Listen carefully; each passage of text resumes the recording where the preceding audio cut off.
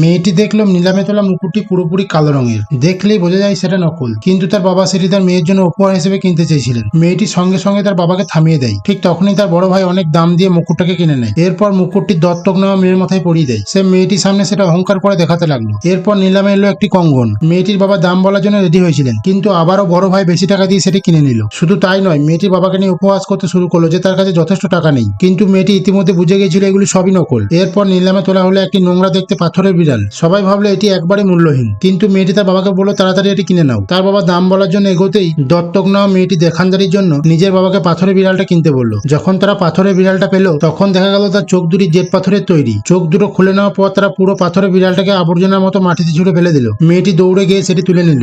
বড় ভাই তাকে ভিখারি বলে হাসাহাসি করতে লাগলো, আর বিড়ালটা এমনিতেই তাকে দিয়ে দিল। এরপর শুরু হলো জিনিসপত্র যাচাইয়ের পালা। বিশেষজ্ঞরা জানালেন বড় ভাই যেসব জিনিসপত্রগুলি কিনেছে সেগুলি সবই মূল্যহীন এবং নকল জিনিস। ঠিক তখনই তার নজর পড়লো জেট পাথরের উপর। তিনি বললেন এটা অনেক মূল্যবান, এর দাম মিনিমাম $5 লাখ। এ কথা শুনেই বড় ভাইয়ের মন ভেঙে গেল, কারণ সে ইতিমধ্যে $50 লাখ খরচা করে ফেলেছিল। ঠিক তখনই মেয়েটি বলল আসল গুপ্তদন্ত এই পাথরের বিড়ালটাই। বিশেষজ্ঞরা তাকে তাচ্ছিল্যের চোখে দেখে বললেন এটা একটি সাধারণ পাথর, কিন্তু বাবার তার মেয়ের উপর পুরো ভরসা ছিল। হঠাৎ মেয়েটি কালো পাথরের বিড়ালটিকে জোরে মাটিতে আছাড় মারলো। সঙ্গে সঙ্গে ভিতর থেকে একটি সবুজ আলো ঝলমল করে উঠলো। এই দৃশ্য দেখে বিশেষজ্ঞরা হতবাক হয়ে গেলেন। তিনি তাড়াতাড়ি বিড়ালটিকে কাটার মেশিনে রাখলেন। কাটার মেশিন দিয়ে উপরের স্তরকে সরানো হলো। তারপর ভিতর থেকে বেরিয়ে এলো সম্পূর্ণ জেট পাথরের তৈরি একটি বিড়াল। বিশেষজ্ঞ জানালেন এর দাম $100 মিলিয়ন।